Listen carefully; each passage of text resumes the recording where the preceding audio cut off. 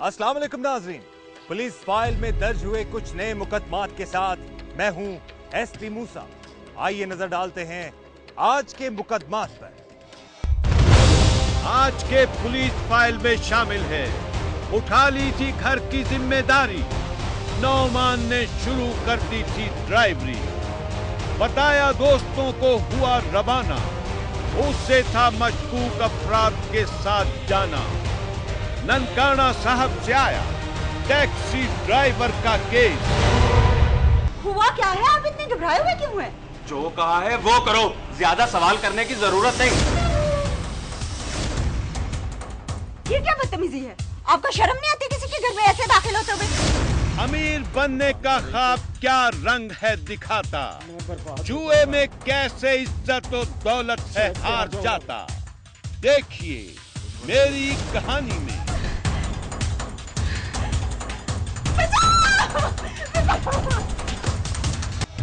जब सजा और जजा का तस्वर मस्ख हो जाए तो इंसान दरिंदों का रूप भी धार लेते हैं। ऐसी ही दरिंदगी का शिकार बना ननकाना साहिब का एक टैक्सी ड्राइवर। क्या है इस केस का अहवाल, आइए देखते हैं। ये है ननकाना साहब, पंजाब का मारूफ जिला जो रखता है सिख इज्म की कदीम तारीख। यहाँ के रिहायशियों के दिल हैं मोहब्बत से भरपूर, मगर कातिल लुटेरे इन्हें कर देते हैं रंजूर। इसी जिले का एक छोटा सा कस्बा है वारबर्टन, जहां रहता है टैक्सी ड्राइवर नौमान। नौमान अपनी बीवी नाजिया और 3 साला बेटी अफनान के साथ था बहुत ही मसरूर, नहीं होना चाहता था उनसे दूर। एक रोज जब नौमान की बीवी अपने मेके गई हुई थी, नौमान जब काम से शाम को हुआ फारिग तो उसे सताने लगी अपने बच्चे की याद। वो अपने बीवी बच्चे से मिलने चला गया। अगले रोज 29 मार्च की सुबह उसने शुरू की तैयारी काम पर जाने की। बच्चे को प्यार किया और बीवी को बताया कि वो शाम को भाई के घर नहीं जाएगा बल्कि वापस यहीं आएगा। और फिर नौमान रवाना हुआ बुच्चे की टैक्सी स्टैंड की जानिब। वो मुझसे मिलके गए थे उस दिन, सुबह वाले 9:45 बजे मुझसे मिलके गए थे। कहते मैं बुच्चे की जा रहा, मैं तो जाए आगे भी जाते थे। नुमान टैक्सी स्टैंड पर पहुंचा ही था कि 2 अफराद उसकी तरफ आए और टैक्सी किराए पर लेने के लिए उससे बात करने लगे। नौमान पहुंचा सीधा टैक्सी स्टैंड तो 2 अफराद आए उसकी जानिब।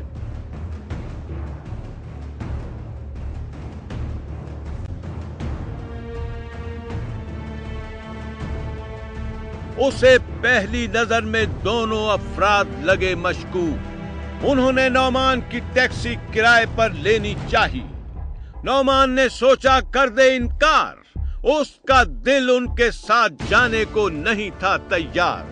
दोनों अफराद ने नौमान से कहा कि वो जाना चाहते हैं करीबी कस्बे मोड़ खुंडा के गांव पक्का किला, जहां उन्हें शादी में शिरकत करनी है। उन्होंने नौमान को 1800 रुपए किराया देने की पेशकश की। पुरकशिश किराया मिलने पर उसने शकूक व शुभात को झटका और उनके साथ जाने पर गौर करने लगा। नौमान ने चाही अपनी तसल्ली और मांगी उनसे कोई शनाख्त, जिस पर दोनों अफराद ने अपने सर्विस कार्ड उसे दिखाए। वो पाकिस्तानी फौज में मुलाजिमत करते थे। उनमें से एक का नाम अब्दुल रहमान कश्मीर रेजिमेंट में करता था काम और रिहायशी था सूबा सिंध के जिला सांगढ़ का, जबकि दूसरा रावलपिंडी में फौज में मुलाजिम था और रिहायशी था मोड़ खुंडा के कस्बे मालीवाल का। उनका कार्ड देखकर हुआ वो मुतमईन और उनके साथ चलने को हो गया तैयार। नौमान ने एहतियात का दामन फिर भी ना छोड़ा। उसने टैक्सी स्टैंड पर मौजूद साथी ड्राइवरों को आगाह किया कि वो सवारी छोड़ने पक्का किला जा रहा है। फिर नौमान दोनों मुसाफिरों को लेकर रवाना हुआ। उसने अपने दोस्ताना मिजाज की वजह से उनसे बातें करनी शुरू कर दी, मगर नौमान को अंदाजा हुआ कि दोनों अफराद उसकी बातों का कोई जवाब नहीं दे रहे। तो फिर वो मशकूक हो गया।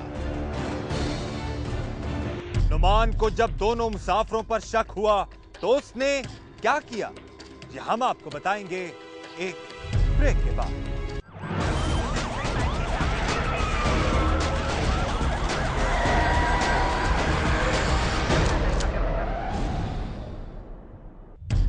नुमान ने अपने दोस्त बाबर को एसएमएस करके मशकूक अफराद के मुतालिक बताया। नौमान ने किया अपने करीबी दोस्त बाबर को एसएमएस और बताया कि उसके साथ मौजूद मुसाफिर मशकूक हैं, इसलिए वो उससे फोन पर राबते में रहे। नौमान ने ज़हनी तौर पर अब मुसाफिरों की हरकत और सकनात पर गौर करना शुरू कर दिया। जब उसे खतरे का एहसास हुआ तो उसने बाबर को कॉल की और कहा कि वो उससे बात करता रहे, क्योंकि दोनों अफराद मशकूक हरकतें कर रहे हैं।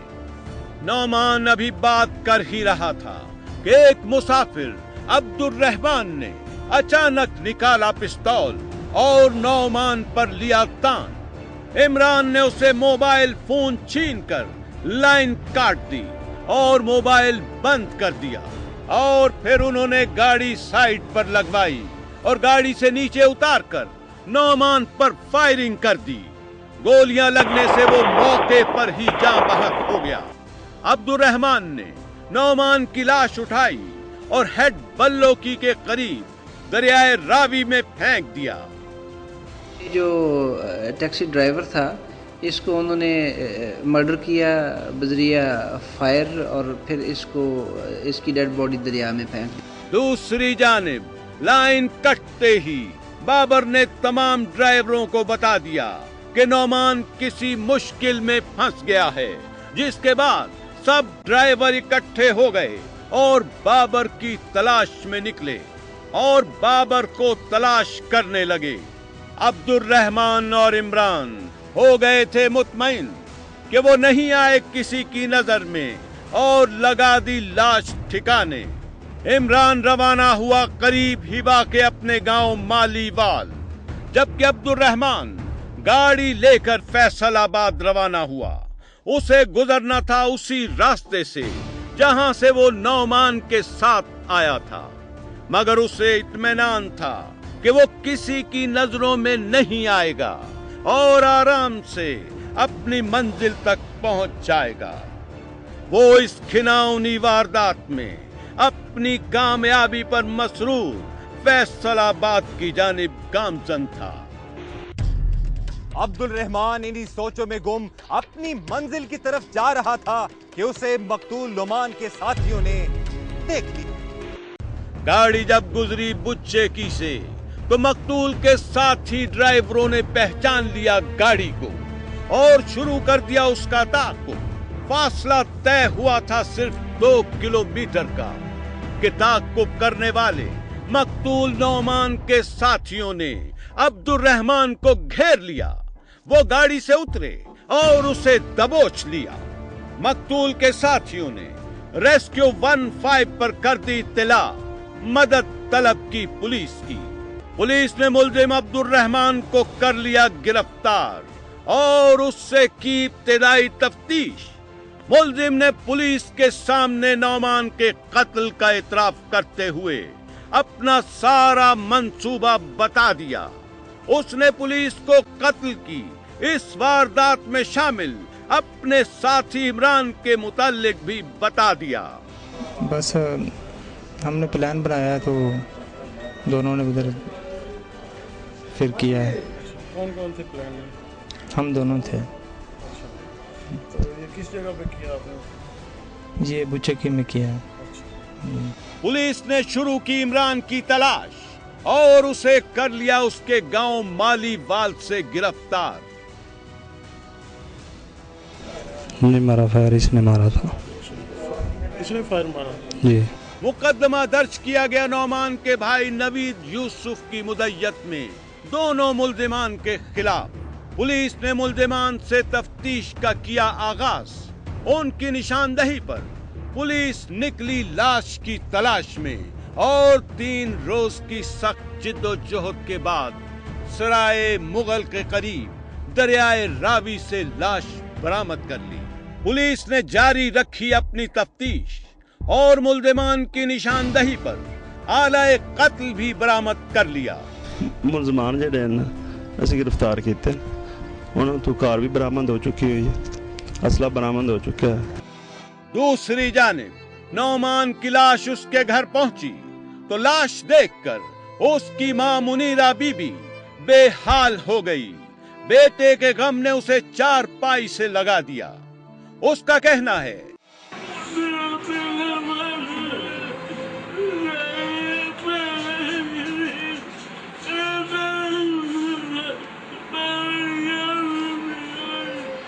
नौमान की बीवी नाजिया का कहना है कि वो मुल्जिमान को अंजाम तक पहुंचते देखने की ख्वाहिशमंद है। मुझे इंसाफ चाहिए, कुरान के साथ जिस तरह मेरे मियां के साथ किया ना, उस तरह उनके साथ होना चाहिए, दोनों के साथ। बहुत बुरा किया सर उन्होंने उनके साथ। नौमान के भाई नवीद यूसुफ ने अपील की है वजीर आला शहबाज शरीफ से कि इंसाफ के तकाजों को पूरा किया जाए।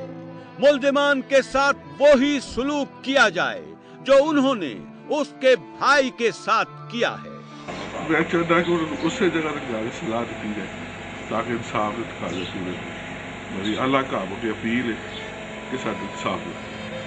दूसरी तरफ पुलिस को था अंदाजा कि मुल्जिमान से मजीद इंकशाफात भी कराए जा सकते हैं। पुलिस ने अदालत से रिमांड लेने के बाद उनसे पूछगछ का अमल रखा जारी और बिलाखिर मुल्जिमान ने अहम इंकशाफ किया।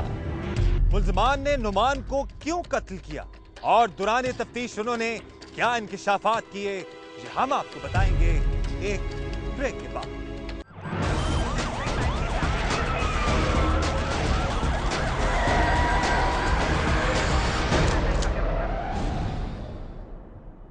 मुल्जिमान ने दौरान तफ्तीश इंकशाफ किया कि कार चोर गिरोह से हैं उनके ताल्लुकात और गाड़ी छीनने के लिए किया कत्ल उन्होंने नुमान। मुल्जिमान ने किया इंकशाफ कि कारें छीनने वाले गिरोह से है उनका ताल्लुक। गाड़ी छीनने की नीयत से ही उन्होंने नौमान की टैक्सी किराए पर ली थी और फिर उसे कत्ल करके गाड़ी गिरोह में शामिल अपने साथियों तक पहुंचानी थी। मुल्जिमान ने बताया कि उनके साथ शामिल हैं इस गिरोह के 2 कारिंदे इजाज और नवाज जो रहते हैं फैसलाबाद में। अब्दुर्रहमान को गाड़ी लेकर पहुंचना था उसी शहर जहां इस गिरोह के उनके साथी एजाज और नवाज थे उसके मुंतजर। अब्दुर्रहमान ने गाड़ी हवाले करनी थी इजाज और नवाज के और उस गाड़ी के एवज वसूल करने थे 4 लाख रुपए। ये सौदा पहले ही तय पा चुका था।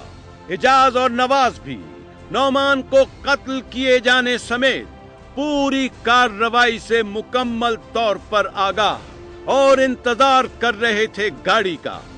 पुलिस को भी तमाम मालूमात मिल चुकी थी और मुल्जिमान का सुराग भी लगाया जा चुका था।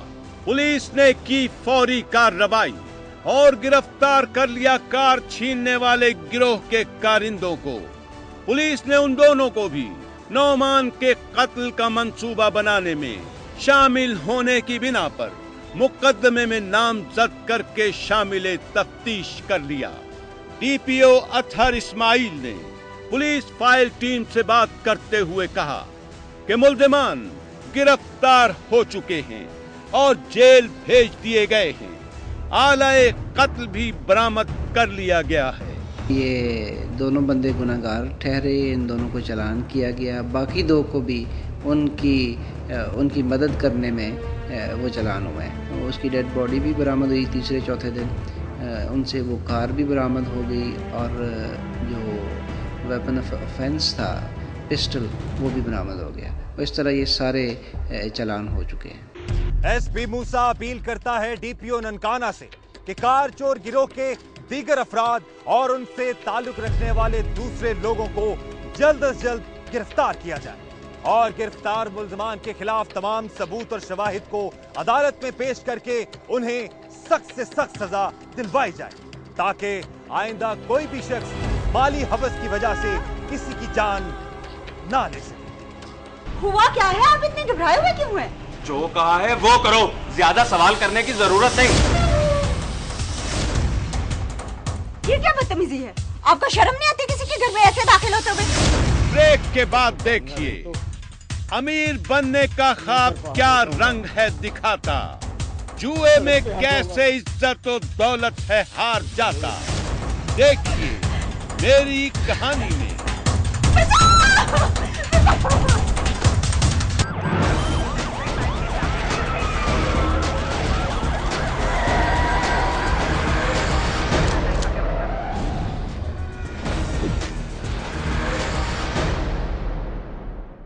हमारे मुआशरे में औरत होना शायद एक जुर्म है।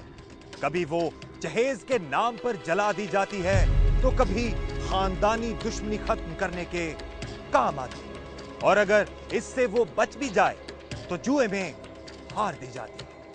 आइए सुनते हैं जुए में हारी जाने वाली एक बदकिस्मत औरत की कहानी उसकी जुबान। मेरा नाम साबरा है। मेरे वालिद मतवसत तबके से ताल्लुक़ रखते थे। उन्होंने मेरी शादी भी एक मतवसत ख़ानदान में कर दी। अयूब हमारी बरादरी का था और उसकी करियाने की दुकान थी। हर रात अमीर होने के ख्वाब देखता और इस ख्वाब को पूरा करने के लिए हर काम करने को तैयार था। साबरा, साबरा, साबरा। जी आ गई। जी क्या हुआ? साबरा, कोई भी दरवाजे पे आके मेरा पूछे ना तो उसे कहना मैं घर पे नहीं हूँ। हुआ क्या है? आप इतने घबराए हुए क्यों हैं? जो कहा है वो करो, ज्यादा सवाल करने की जरूरत नहीं। लेकिन आप तो दुकान पर गए थे, इतनी जल्दी क्यों आ गए? क्या हुआ है? क्या छुपा रहे हैं मुझसे? जितना कहा है उतना करो। तुम्हें मेरी बात समझ में नहीं आ रही?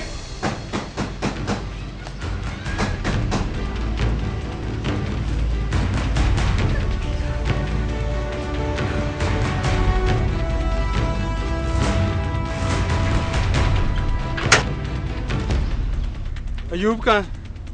जी वो तो घर पे नहीं है। कौन है आप और क्या काम है आपको उनसे? जुआ हार के भागा फिर रहा है हमसे। जुआ? और वो? ये क्या कह रहे हैं आप? बेबे ज्यादा मासूम बनने की जरूरत नहीं है। आए तो बता देना उसे कि शबाज भाई की बैठक पे पैसे पहुंचा दे, वरना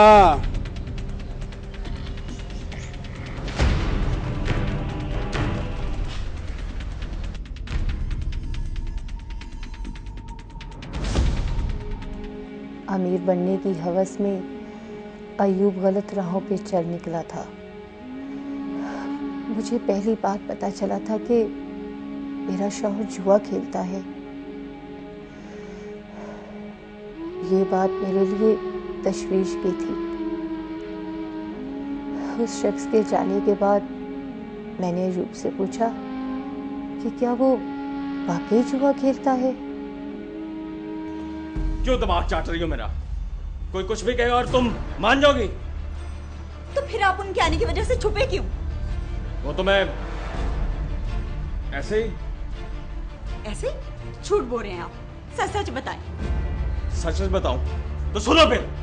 हाँ हाँ मैं खेलता हूं जुआ, तेरे बाप के पैसों का नहीं खेलता। जाओ, जो करना है कर लो। आपको पता है जो लोग घर तक आ गए हैं वो और क्या क्या कर सकते हैं? छोड़ उन्हें, कुछ नहीं कर सकते वो मेरा। वो कुछ करें या ना करें, आप मेरी कसम खाएं, आप आइंदा जुआ नहीं खेलेंगे। ओए अपनी औकात में रह, कहीं हड्डी पसलियां करवा लेना मुझसे तुम अपनी। मैं तो आपके भले की बात कर रही हूँ। पहले मैं तेरा भला ना कर दूं, हाँ? पहले तेरा भला ना कर दूं। उस दिन अयूब ने मुझे बहुत मारा। मैं फिर भी उसे समझाती रही, मगर उसने मेरी एक न मानी। उसने मोटरसाइकिल बेच के उन लोगों का उधार चुका दिया। उसके बाद उसने मुझे जेवर के लिए तंग करना शुरू कर दिया। ये जेवर कहाँ लेकर जा रहे हैं? वो साबरा, आजकल डकैतियाँ शकेतियाँ हो रही हैं, तो मैंने सोचा बैंक में रखवा देता हूँ, महफूज रहेगा। बैंक में या शहबाज की बैठक में? हो गई बकवास तुम्हारी शुरू?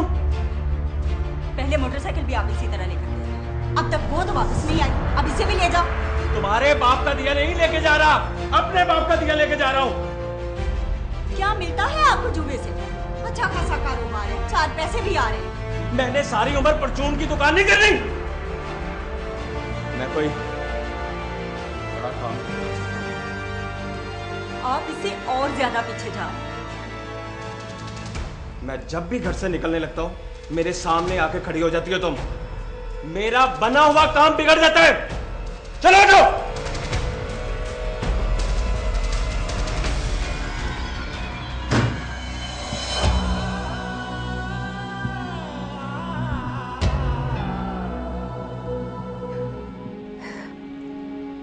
उसने वो जेवर भी जुए में हार दिया।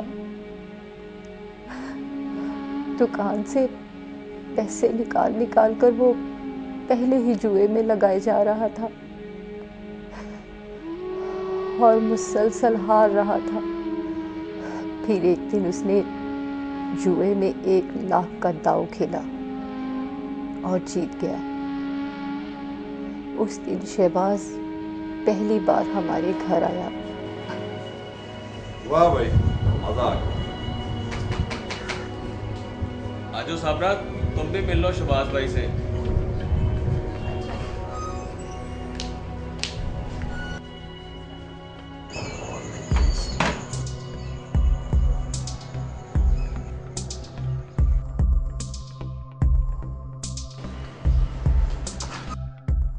भाई ये साबरा है, मेरी बीवी। खाना भी इसी ने बनाया था। एक बात है भाई, जुए के मामले में तेरी किस्मत बुरी सही, लेकिन बीवी के मामले में सही रह गया तू। अब तो बुरी किस्मत का लाख भी टूट गया भाई। पूरा लाख जो जीता हूं।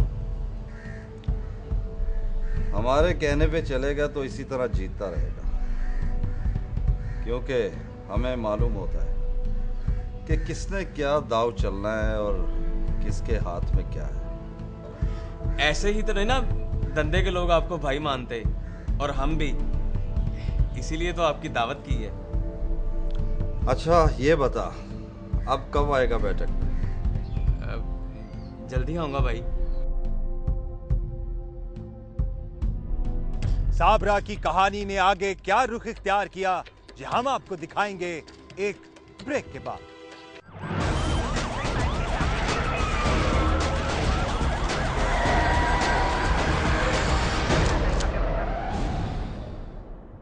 साबरा की कहानी ने आगे क्या रुख इख्तियार किया, आइए देखते हैं।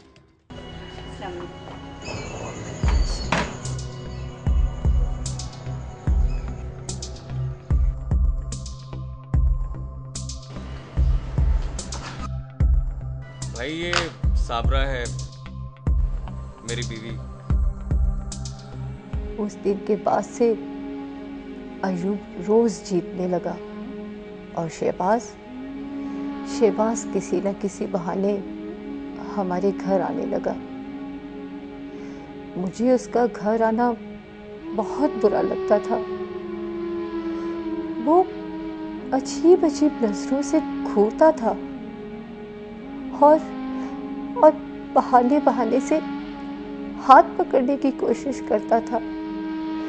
एक दिन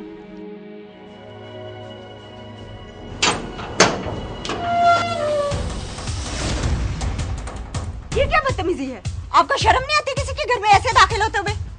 शर्म की क्या बात है? हम तो शर्म वाले दिन पैदा ही नहीं हुए। अयूब घर पे नहीं है, जब वो होंगे तब आना। पता है मुझे, उसे मिलना होता तो वो तो सुबह से मेरी बैठक पे है। चाहते क्या हो तुम? चाहना क्या है? मैं तो सिर्फ इतना चाहता हूँ कि छोड़ो उस परचून फरोश का पीछा। क्या देगा वो तुम्हें?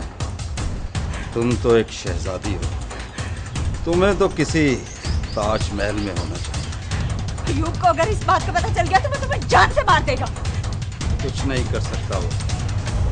उसको तो मैंने छोटा मोटा जुआ जीतने में लगा दिया है, ताकि वो भी खुश रहे और मैं भी आता जाता रहूं। मैं भी कहूँ, आज तक तो वो कभी जीता नहीं, अब कैसे जीतने लग गया है? खैरात, तुम्हारे हुस्न की खैरात।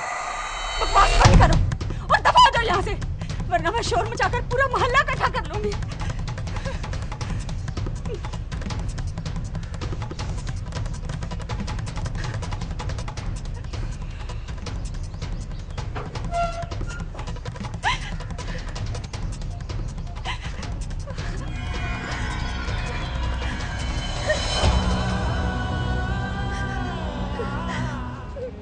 उस दिन तो शहबाज वहां से चला गया। उसने पता नहीं मेरे शौहर को क्या पट्टी पढ़ाई कि उसने घर आते ही मुझे बुरा भला कहना शुरू कर दिया। मैंने उसे सच बता दिया, लेकिन वो कुछ भी सुनने को तैयार नहीं था। और कुछ दिनों के बाद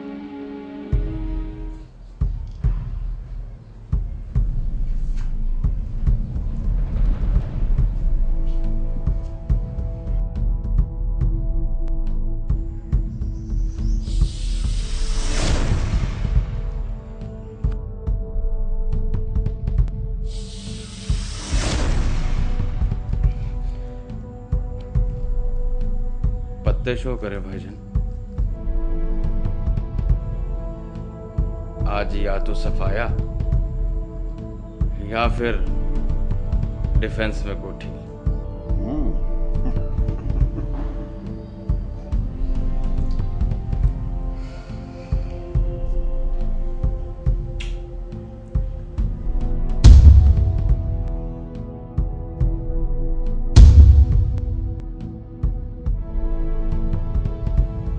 डिफेंस में तो नहीं, अलबत्ता झुग्गी तलाश करो।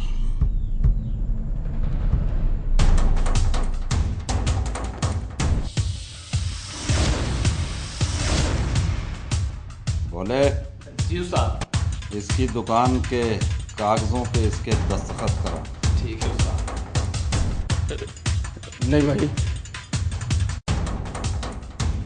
अगर दुकान ना रही तो मैं बर्बाद हो जाऊंगा, सड़क पे आ जाऊंगा मैं। उठबले जी उस्ताद। दुकान के कागज लेके आ। ठीक है उस्ताद। ना भैया, मैं बर्बाद हो जाऊंगा, मैं बर्बाद हो जाऊंगा भैया। चल तुझे एक मौका देता हूँ,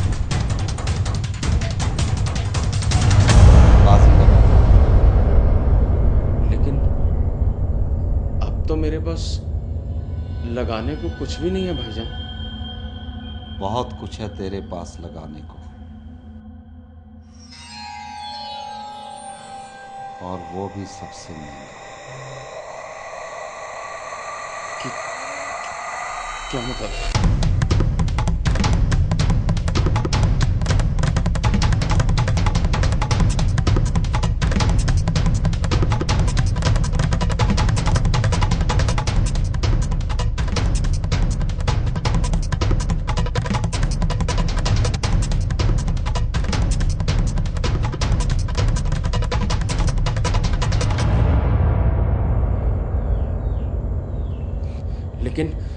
लेकिन वो इज्जत है भाईजान।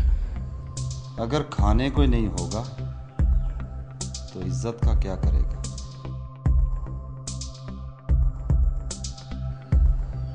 एक बाजी लगाकर देख ले। ये जरूरी तो नहीं कि हर बार पत्ते छोटे आए, तू भी जीत सकता है। लगा बाजी, देख शायद जीत जाए, वरना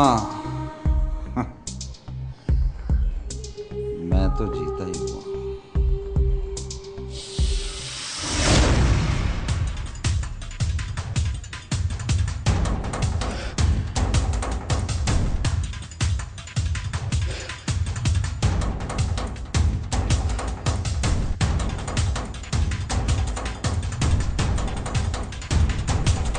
ठीक है,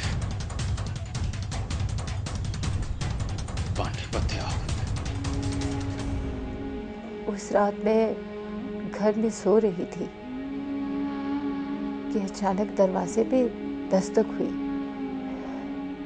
मैं समझी कि अयूब आया होगा, क्योंकि अब वो अक्सर रातों को लेट आता था और शराब के नशे में होता था। इससे पहले कि वो मोहल्ले में कोई तमाशा करे, मैं जल्दी से दरवाजा खोल देती थी। उस दिन भी मैंने ऐसे ही दरवाजा खोल दिया। तुम लोग रात के इस वक्त यहाँ क्या लेने आए हो? बोले जी उस्ताद। बता इसे कि हम क्या लेने आए। और बीबी, तेरा शोहर अयूब तुझे जुए में हार गया है, और वो भी उस्ताद के आगे। और उस्ताद किसी को छोड़ता नहीं वसूली किए बगैर। अयूब कहाँ है? हमारे पास। छोड़ देंगे उसे वसूली के पास।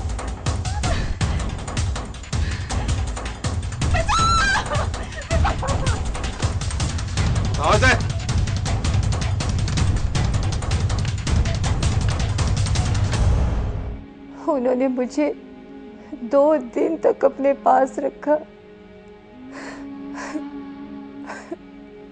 मोहल्ले वालों ने मेरे घर वालों को आगाह किया तो उन्होंने पुलिस में रिपोर्ट दर्ज करवाई,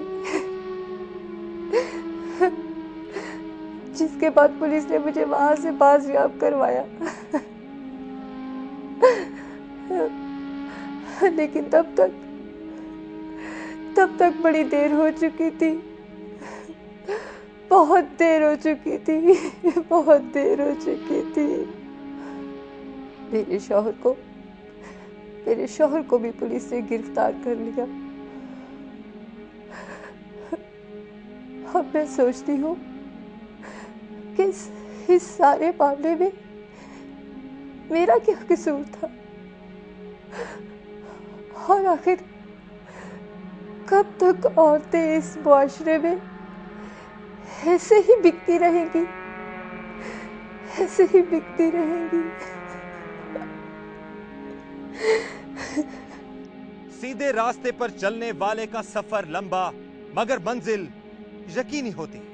अगर अयूब अमीर होने के लिए शॉर्टकट की बजाय मेहनत पर यकीन रखता तो शायद उसकी जिंदगी बर्बाद होने से बच जाती और उसके किए की सजा उसकी बीवी को ना मिलती।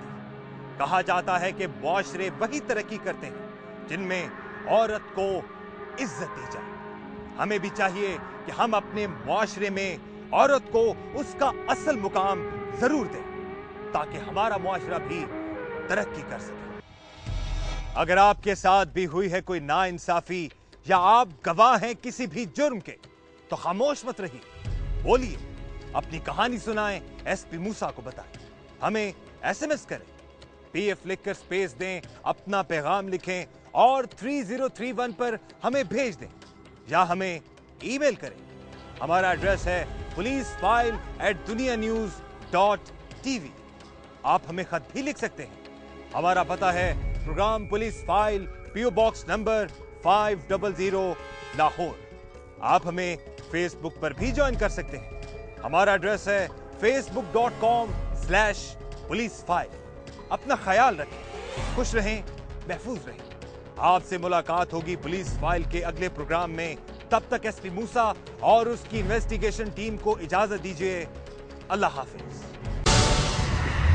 मंगल के एपिसोड में देखिए, मियां चन्नू में रहते थे सब एक साथ, काम में बटाते थे एक दूसरे का हाथ। शक की बुनियाद पर मुकदमा कत्ल में आया नाम, घर वालों की हो गई नींदें हराम। रिहा होने पर अदालत के थे ममनून, चारों का कर दिया गया खून। मियां चन्नू से आया दुश्मनी और बदले का केस।